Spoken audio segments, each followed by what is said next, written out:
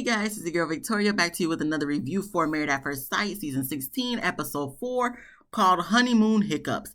I mean, we only been in the honeymoon for about 5 minutes by the end of the episode, so I don't know why they're saying honeymoon hiccups when most of the episode was right before the honeymoon.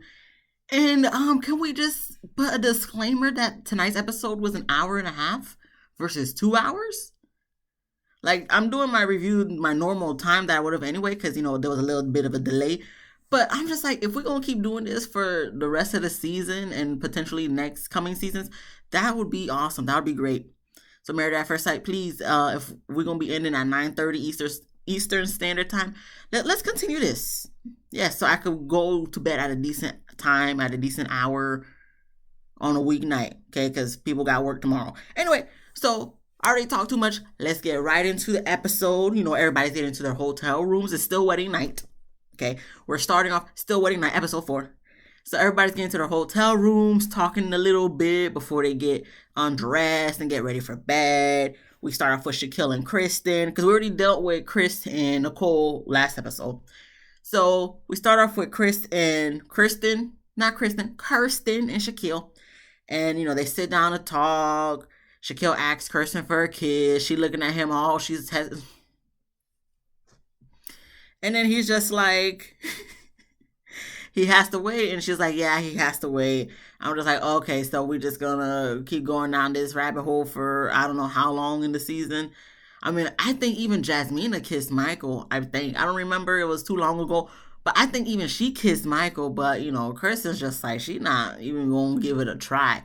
So I guess she want to be a Mirla 2.0. But, I mean, Shaquille gonna go. He gonna do whatever he can to make her happy because he know that's the best he probably gonna ever get. No offense, Shaquille, but you got your perfect 10. She didn't get her perfect 10, so that's why she treating you the way she treating you. But at the same time, I'm like, Kirsten, you just doing a little bit too much for me, personally. So anyway, they get ready for bed. He said he respects it. I'm like, yeah, you just saying that because she's beautiful. If she wasn't beautiful, you probably wouldn't be having it. But whatever. They get ready for bed. And that's it. He just says he respects her boundaries and, hopefully she'll warm up later on. He don't say that word for word. I'm just paraphrasing. But I don't know. We'll see because you're not starting off on the wrong foot and you probably taking her to Mississippi is a strike 3. So we'll see how that goes in the honeymoon. Moving on, we have McKinley and Dominique. They talk, they get ready for bed, and McKinley just letting us know that he's very attracted to Dominique. So that's cool. We're starting off on a good note with them for the most part until we get to each other's mamas and stuff. And then we move on to Eris and Jasmine. Jasmine, I was surprised she wore a little negligee, a little lingerie to bed. Eris was noticing. He was talking about he's tired, so hopefully they'll go to sleep. I'm like, not the guy telling his friends he gonna tell his wife to get on her knees that he's too tired to even do nothing. But then in the same breath saying, he would save some energy for her if need be. He don't say that word for word, but I'm just paraphrasing. Not you the one who talking about she need to be getting on her knees. You gonna tell her to get on her knees, but at the same time you talking about you tired, looking like you about to fall asleep in the bed. If it wasn't for producers being, camera people, whatever, being in the whole hotel room, you probably would have been knocked out, snoring and all. So, Eris, you know what? I'm not gonna take you seriously this whole season. I can already tell that just based off the past 3 episodes, this episode, which is the 4th episode, previews for the next episode. You're just here to cut up and just have fun. And, your hating ass cousin might be on to something, but at the same time, I don't like her either. So, okay. We move on to Clint and Gina. Okay, I gotta move on. Clint and Gina, they talk. Clint tells Gina she was the best case scenario for the wedding, the outcome of being on Married at First Sight. I'm like, are you sure? Because the preview we saw for you talking with everybody, you telling them, you used to people or females smaller than Gina. So, excuse me, the first night everybody got to say something nice. So, they're gonna try to make their spouse's head all big, saying, oh yeah, you just look so beautiful, you look so fine, so attractive. And listen, first night, I'm not taking anything y'all say seriously because, well, except for some folks, but for the most part, I'm not taking none of the things y'all saying seriously because y'all just gonna say anything just to, this is your first Yeah, first appearance. What is it? First impressions.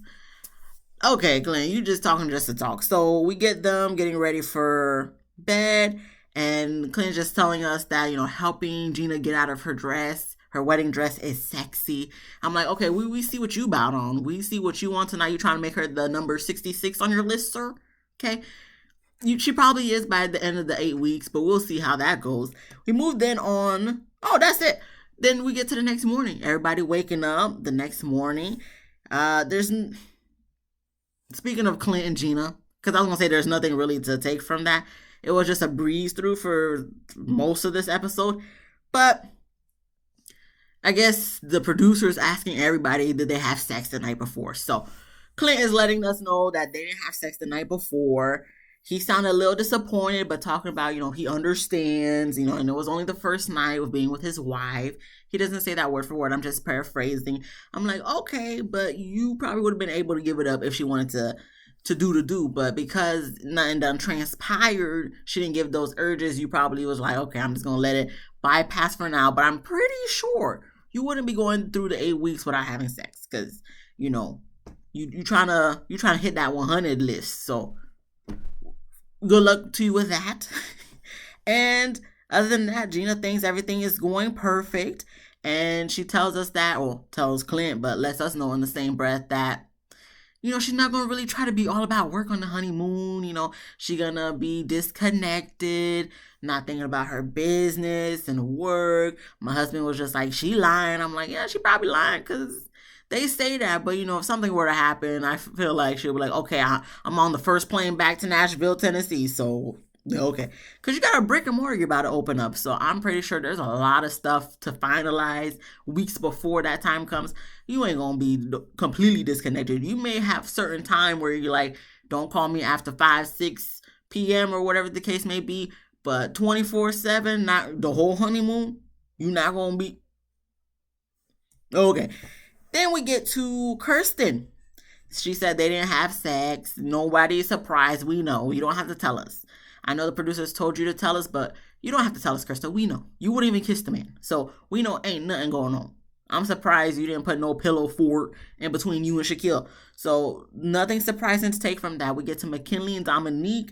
They didn't have sex, but they just cuddled. Nobody had sex. Okay, let's just cut the chase. Okay, nobody did the do. No one has sex the first night of the wedding. But I'm just gonna.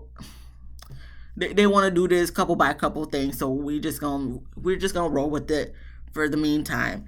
So they talking, getting to know each other, because that's what all the couples are doing, waking up in the bed talking, because producers are telling them to.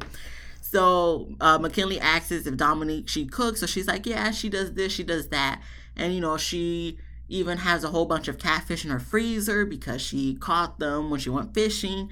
So McKinley looking like he was a little scared, like, wait, what? So, she's a country girl at heart. McKinley don't take, from his reaction and his vibes, I don't take it that he really is down for the get down with that. I mean, it might be producer editing. But if I'm going based off producer editing, he just looked like, okay, I don't know how we gonna be doing with this thing, but that's cool. That's nice, And she just kind of, it was like a little awkward moment. But then again, they're both awkward and quirky at the same time. Not in a good way for me personally, but maybe for them it works. But it's probably not gonna work. And then we move on to Chris and Nicole. They didn't have sex, and you got Nicole being emotional and confessional because everything going perfect. And I'm just like, I'm so tired of people saying everything's perfect, everything's going well, you're the best case scenario. This is the first day and night, people.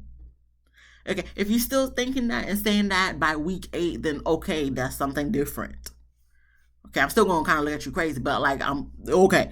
This is the first night. I don't want to hear nobody talking about it's going perfect when y'all did not even have one conflict yet. You can't tell me something's going perfect and it hasn't even been a full 24 hours with the person. Knowing they're going to try to sell you a facade until crap hits the fan and gets real and you guys have to actually deal with the actual conflict. So all y'all saying, Nicole crying and stuff. Okay. I'm just like, okay, I'm gonna fast forward because it's about to go to commercial. I can tell it's about to go to commercial. I'm just gonna fast forward this because I don't got time to be like, oh Nicole, no. I'm just like, really, Nicole? Yeah, really? Okay. Then we move on to Eris and Nicole. Listen, it just becomes more apparent to me every season, every episode of producer editing. Obviously, you guys already woke up. Obviously, y'all probably already brushed your teeth, and producer just told you to get back in bed. And then when we said scene, that's when you open your eyes because you see Eris trying to pretend like he was asleep, and then obviously when it gets to them, then he opens his eyes like he was just wait. We knew you was been woke. Then you see Jasmine sitting up, her hair still perfect, like as if it just been brushed and combed. I'm like, oh, okay, you want to sleep like that? You didn't put no bonnet on, Jasmine? Because we see you got your vacation braids, so I know for sure you didn't go to sleep like that. Your hair just nice and silk, like it is. One hair is not out of place.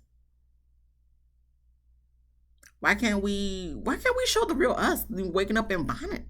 See, that's why I can't be on TV. This is why I can't be on reality TV because they're gonna say, my bonnet is not appropriate for the cameras or something. I don't know. But, her hair was just so perfectly well done. It didn't move 1 inch when she was asleep. Aries don't got no eye crust. He's just waking up like normal, not the kind of, oh gosh, there's cameras in my face. Like, no, just waking up like, no, okay. There's nothing else to take from that. I just wanted to mention those things. So then we get to the cast. They're gonna be sitting down with their in-laws. Okay, the most pointless part of this whole show, the whole experiment, when they sit with the in-laws, and even the night before, like y'all already. I say this every season. Y'all already got, harassed by these in-laws on the wedding night at the reception. Now you gotta get harassed by them again the next morning. It's a lot. It's a lot to be on the show. It's a lot. They get paid little coins, but it's a lot. I'm not trying to do all that. Okay, I'm not gonna be harassed and provoked by people who probably not even asking these questions authentically, because I see some of these lines that they telling us in the confessionals are, repetitive from different people, from different family members. So we start off with Shaquille. He sits with Kirsten's friend, cousin, and I think her sister, one of her sisters. They're not settled. Well, one of them said they're not settled with not knowing Shaquille his true intentions and if he's serious about marriage, because Kirsten is serious about marriage. And it's like, maybe so, but not to Shaquille, because the way she been treating him the past 24 hours, she not trying to be mean, but at the same time, she ain't trying to be nice. She ain't really open to the situation. And then again, like I said, she's a picky person, so why is she on the show? I don't know. Okay, they just do it for the drama, but of course they're going to try to grill him, and for the most part, Shaquille held his own. But at the same time, it's just like, I'm going to hold my own too if I was in the same situation. But at the same time, I would be hella annoyed too, because like, who are you to come to me talking about, you trying to look out for me when I might be having to look out for your little friend, your cousin, what, your sister, Kirsten. Okay, because she seemed like she the shady one, not me. He seemed like he an open book for the most part, telling her about his accident the first time they did sit down to talk, and she just kind of looking reserved, not really saying much about herself, and just being like, oh, okay, at least we can, I guess bond on that. We both don't want this appetizer in front of us at the reception, but he already got 2 strikes because he's bald and 1 year younger than her. But y'all want to grill him though. This grilling stuff is stupid because what sense does it make to ask all these questions if he's going to answer whether if it's good or bad, you're still going to look at him sideways. So why don't we just let these people be with who they are assigned with per the experts, producers, per the experts, and see how these 8 weeks go? Because no matter what they tell you, it's not up to you to decide whether they're a good person or not. It's up to who's married to them to decide. So this is all stupid to me personally, but like I said, we do this every season. I talk about this every season. I don't know why I waste my breath, but I just gotta say, this is what we're here for. This is the review, so I gotta say it. Anyway, we move on to Kirsten. She's sitting with Shaquille's uncle and friend. It goes well. I don't take much from it. I don't write no notes in regards to it, so I guess that's a good thing. We then move on to McKinley. He sits down with Dominique's mom, grandma, and then another lady, I think maybe her aunt. And they ask him about has he ever dated a black girl. He said he's dated a lot of his own race, a little bit of Latinas, went on a couple dates with black women, but it never really panned out. It didn't work out for him. And I'm just, I wish they would have been like, oh, why didn't it work out? Was it on your side, on your end, or their end? It seemed like he was implying that it was on the female's end, on the black woman's end. Okay, is there a reason for that? Or are we just saying that so you could play victim in this situation, in this scenario? I don't know. But they just telling us, the grandma saying the racial thing is concerning for them. But I don't understand why it's concerning for them when you clearly Dominique's mixed. Her stepfather, because I think the mom's married to the guy that was at the wedding, he's white. So is it really, why is it concerning when you like the mom's with a white guy now? So I guess because I don't know. I think they just say this just to say this. But I said, okay, well, so we're gonna be running with this narrative for the whole season, or as long as Dominique decides to stay on this show, because she only on here because of her mama anyway. So okay, we're gonna run with this narrative. Okay, I'm not gonna talk about it too much longer than if this is what we're gonna be talking about every episode with y'all. The whole racial situation. Okay, I mean, moving on to Dominique with the mom, sister, and Taylor. I mean, it don't make it no better because the mom was just looking at her disapproving. So it's like, I understand, but at the same time, it's just, mama, this is all your fault. Okay, at the end of mama, Dominique's mom, I don't remember her name. This is all your fault because you signed your daughter up for this show, knowing good, well, and hell that she probably shouldn't even be on the show because it seemed like she don't want to be on the show. Because the first thing that she always keeps saying, that's been a pattern for the past 4 episodes, is that my mom signed me up for this because she felt like I was ready for this. She watches this show. So that's exactly what she was telling McKinley's mom and sister and little Miss Taylor over there. And the mom just looked so disapproving. She wanted to let us know for the 15th billionth time that, she don't see the point. She don't really like this whole experiment thing where she did it the traditional way. She didn't say that word for word this episode. I'm just paraphrasing. But I'm tired of the mom at this point. We get it. You don't want your son doing this. He already spilled the beans that you gave or offered him $50,000 to not do this. I mean, I probably... I would have took the $50,000. I would have took the $50,000. You just offered me $50,000 not to be on the show. I'm sorry, Mom. Run me the check first. Let me see the $50,000 go on my bank account. Then I won't do it.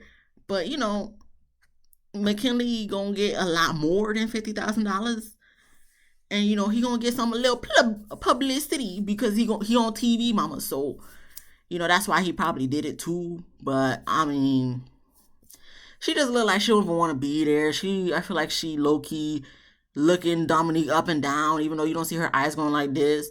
But in her mind, she wants to do like this to little Miss Dominique. The sister seems like she's trying to be nice and sake of not trying to look bad in front of TV. But the sister, you can't really do much because your mom's doing it all. You don't even have to do nothing because your mama's facial expressions and body language says it all.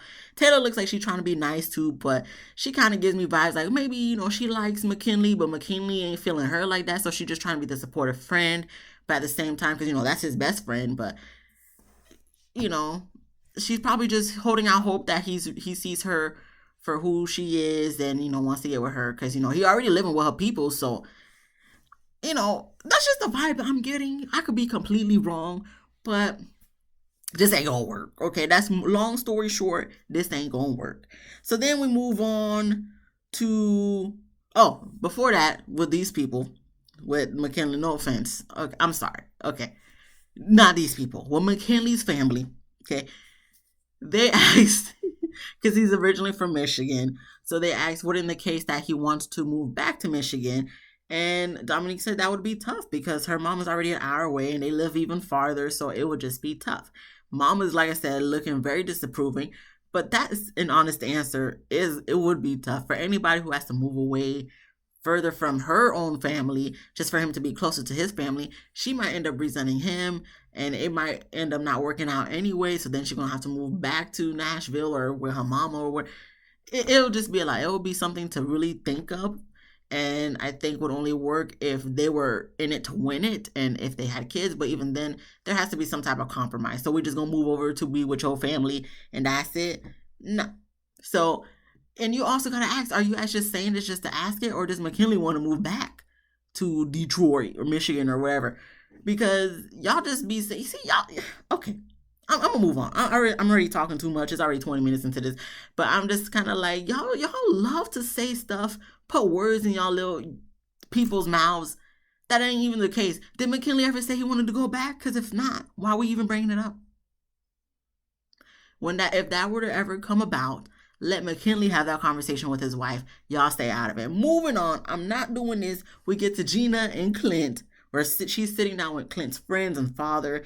They go straight into it. Is she attracted to him? She says yes, but then goes on a tangent about redheads, and she likes redheads and this and that, and they're kind of looking at her like, huh? I'm kind of looking at her like, huh? You got America looking at her like, huh? Producers are like, oh yeah, this is great footage. Let's keep rolling. We already go. Okay, next episode. I know producers do this, but okay, okay. We gonna move on with Clint because he's sitting down with Gina's brother and sister. He's giving very good answers, or Gina's brother and sister-in-law, his wife, and the sister-in-law is letting us know that they're so similar that it's a red flag. If you say so, I don't see how they're similar, but if it's a red flag to you, I mean, you know your sister-in-law more than I do, and you probably know Clint more than I do because I don't even know who Clint is. So the brother then asks Clint, she don't really have a lot of free time. You don't really have a lot of free time. So how is that gonna work? So he said they're just gonna have to figure it out. I mean, what else you expect? What else do you expect somebody to say? That's something we're just gonna have when we reach that bridge. When we cross that bridge, we'll discuss it. We'll try to figure it out. That's what all this is about. That's what all relationships is about. You just gotta figure it out when you guys reach a hump in the road. Like I said, all this stuff is pointless. All this interrogation with family members is stupid. But this is what they do for the show. We already know this is 16 seasons in. We gonna move on. So then we get to Chris. He sits with Nicole's parents and stepdad. Really, the dad takes over the whole interrogation because he's asking all these questions, talking so much. Chris tries to give his answers, but the dad ain't really believing it. The dad's letting us know in the confessional that Chris seems like a nice guy, but serial killers usually are. And I'm just like, okay, so we're going to say the same thing that Dominique's mom said in regards to Jeffrey Dahmer was nice. So that's how it tells me that y'all really ain't saying what y'all really saying. Y'all not really thinking what y'all saying. It's the producers who probably telling you guys to say this stuff because I'm just like, at this point, this is all rehearsed. This is all a facade. I'm like, y'all just, wasting hours of precious time that we could have been into more important issues down the line during honeymoon and coming back home from honeymoon than to be dealing with this stupid stuff of brunch and lunch with these in-laws that can't even have authentic. Well, let me stop because the producer's probably telling them to say this stuff, not saying what they actually think because they probably like, oh, I think it's cool. We'll see how it goes. But no, we're just going to have to bring the drama. Okay. So that's why they're saying all this serial killer stuff. Why we got to keep bringing this up? Because he said that and because Dominique's mom said that, that just showed me that this is not authentic. This is not y'all authentic talk. I can't talk, guys. I can't talk.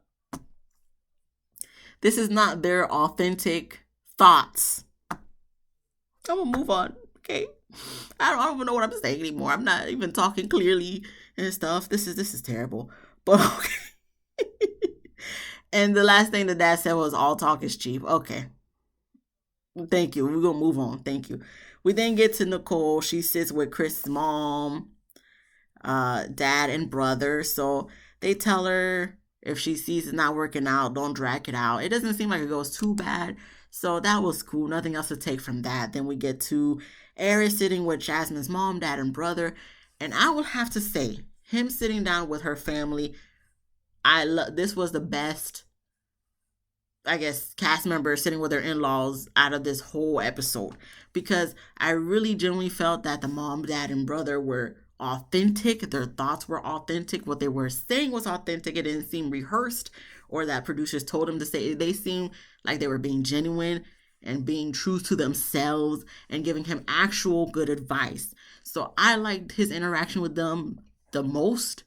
And he seemed pretty chill too. He seemed like he could vibe with her family well. I feel like a lot of people could vibe with her family well. I feel like I could vibe with her family well. If they want to adopt me as a, extended family member, I will gladly take it. They're God fearing people, and it just would work out so great. And I think that's another reason why I just like Jasmine so much. Okay? Jasmine, if you ever in my areas, please hit me up. Okay? You don't know where I live, but that's that. We'll figure it out. We'll figure it out. But we didn't get to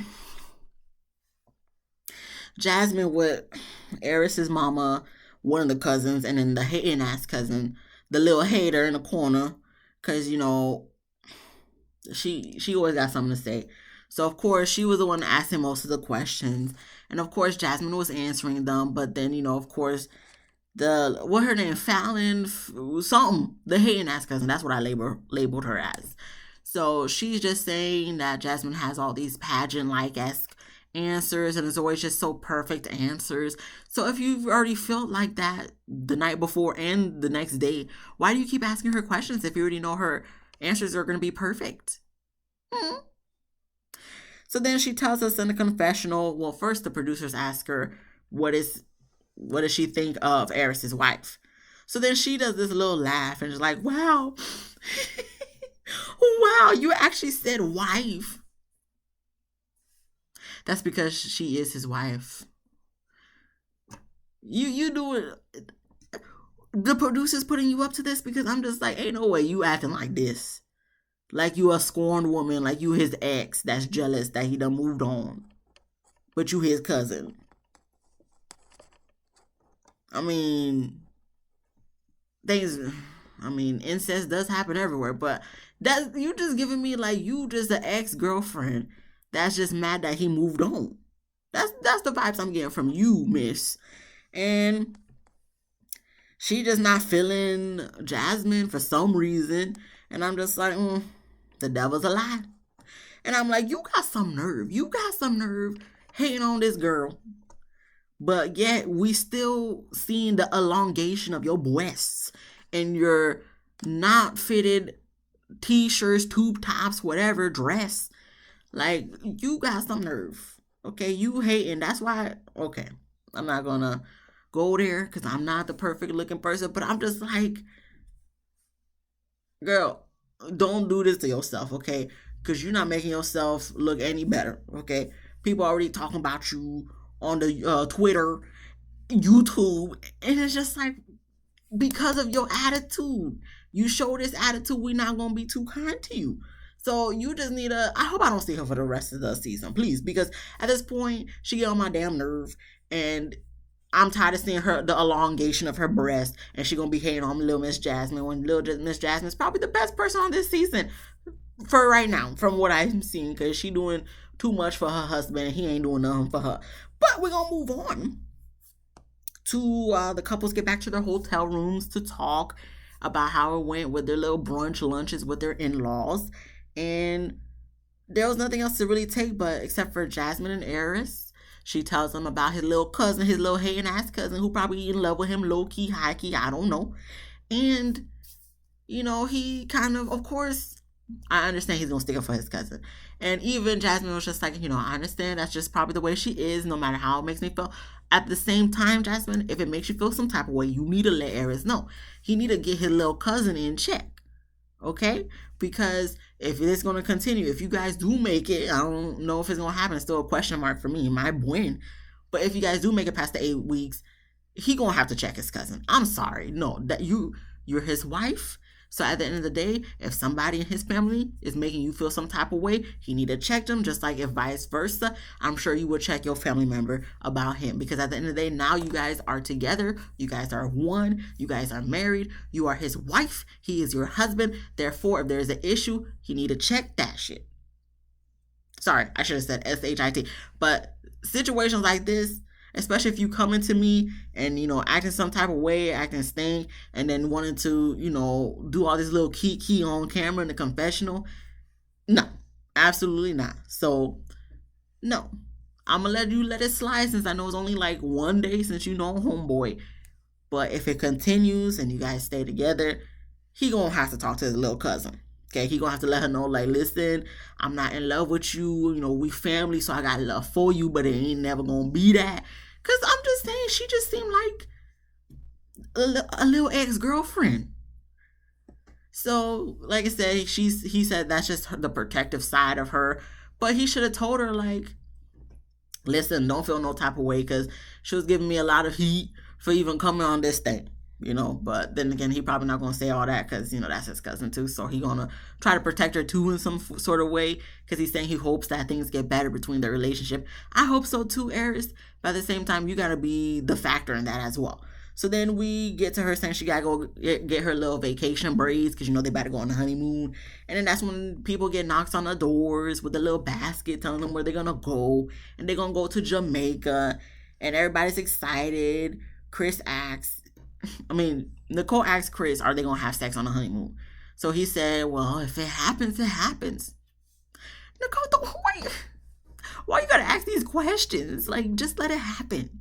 Okay, it's best when it's just naturally happens. Don't ask these questions.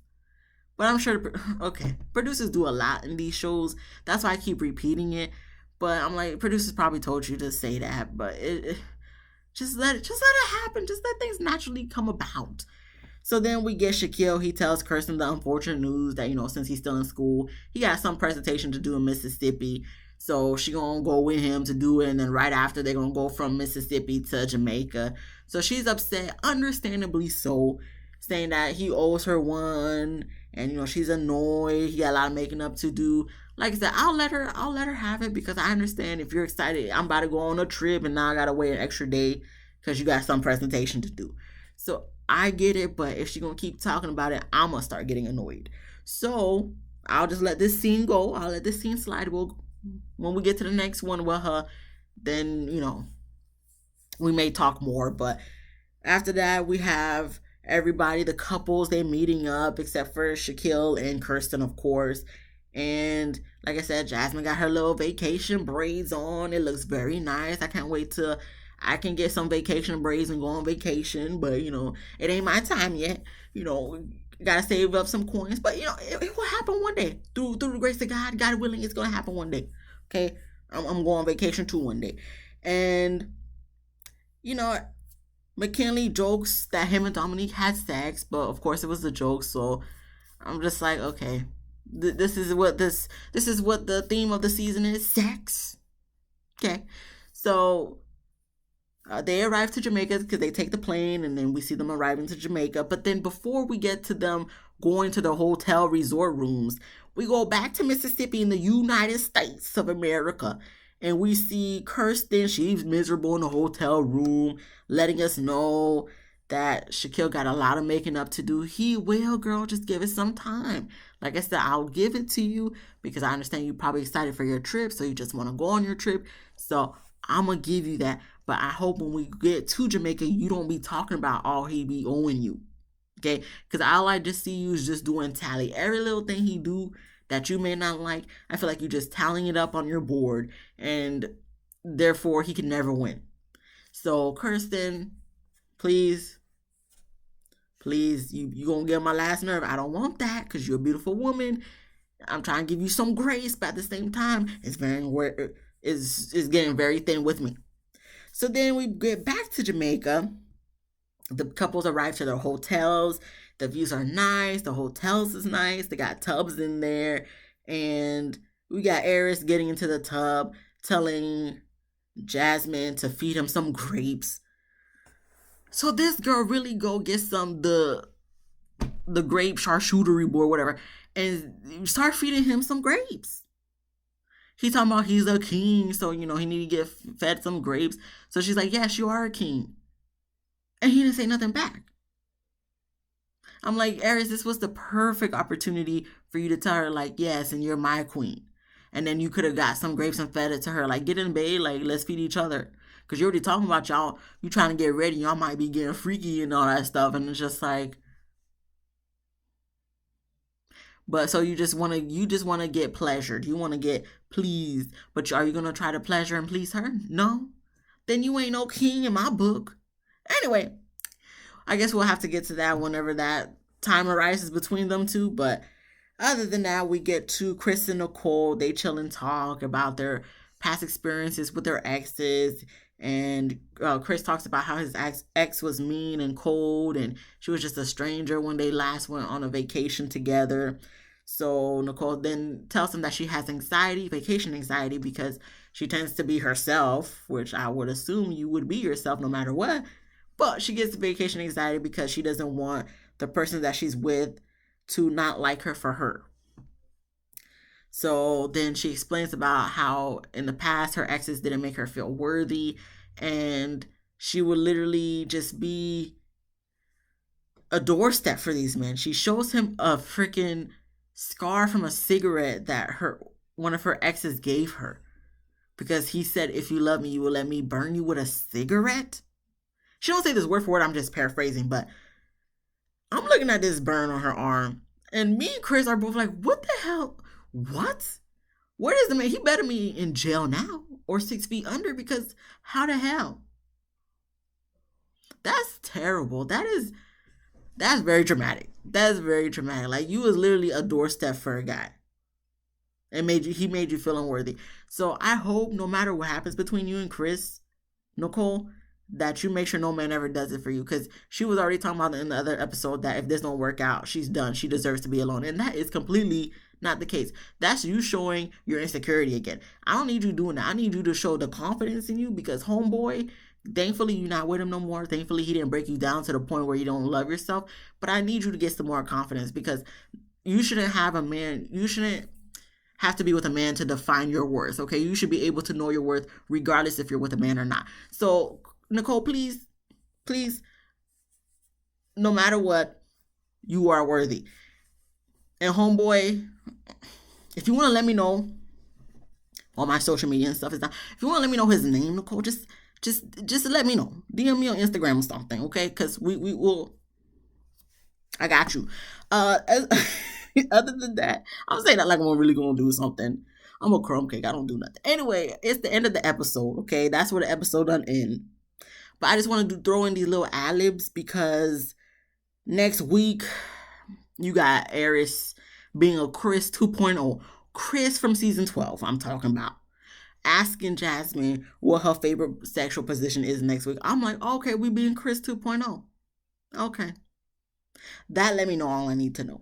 Okay, well, I mean, the on the knees thing kind of did too. But I'm just like, okay, this is a sexcapade for you. Okay, it's a little sex fleeing for 8 weeks for you, Aries. But okay, I'll just have to wait to see what happens next week, because I know the producers be producing, but at the same time, Aries, your credibility from last episode ain't too well either. Then we have Nicole telling Chris that, she grew up never wanting kids. So we'll see how she feels currently, because you said growing up. So hopefully you think something different now. Then we get Kirsten telling, or aka Jasmine Apart 2.0, telling Shaquille that he needs to naturally talk to her and not at her. I'm like, this is giving me Jasmine vibes all over again. And then lastly, next week, Gina gonna be telling Clint that he ain't no redhead, and she finds redheads attractive, so that means he unattractive. She don't say that word for word. I'm just paraphrasing. He probably said something to her that pissed her off, so she had to give him a lick back. That's what I'm assuming, but I guess we'll have to wait till next week to find out. Other than that, that was the end of the episode. If you like this video, please give me a thumbs up. If you laughed at least once, please subscribe. If you didn't laugh, please come back next week. Hopefully I can make you laugh next week. Other than that, comment, let me know what you thought about this episode. Be easy, breezy, lemon squeezy. I'll see you guys next week in the next one. Until then, peace.